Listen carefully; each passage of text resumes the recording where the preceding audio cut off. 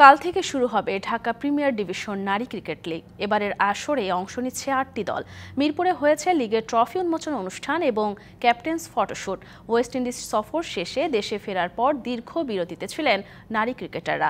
সাম্প্রতিক সময় নতুন কোচ সারওয়ার ইমরানের অধীনে অনুশীলন শুরু করেছেন জাতীয় দলের তারকারা। তারই ফাঁকে অনুষ্ঠিত হচ্ছে নারীদের ডিপিএল। প্রথম দিনেই মাঠে নামবে বর্তমান চ্যাম্পিয়ন মোহামেডান স্পোর্টিং ক্লাব। তাদের প্রতিপক্ষ নবাগত Sheltech cricket academy.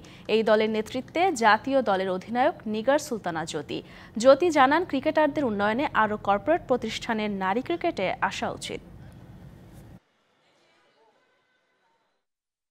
Corporate টিমগুলো women's ক্রিকেটে আসা অনেক ভালো, কারণ তারা আসতেছে, প্লেয়ারদেরকে বলবো ইনভেস্ট করতেছে এবং নতুন নতুন প্লেয়ারদেরকে ফাইন করতেছে, এটা অনেক ভালো। এবং সেকেন্ড বলবো যে আমিও লাস্ট মোমেন্টে এই টিমের সাথে অ্যাড হয়েছি এবং তাদের বলবো অফিসিয়ালরা অনেক বেশি ফ্লেক্সিবল, প্লেয়ারদেরকে অনেক বেশি ফ্রিডম দেয় এবং সবার জায়গা থেকে যেসব ফ্যাসিলিটিসগুলো আসলে নর্মালি অন্য প্লেয়ারগুলো পায় না বা অন্য টিমগুলো পায় না, সেগুলো আমরা পাইছি এবার নতুন টিম হিসেবে।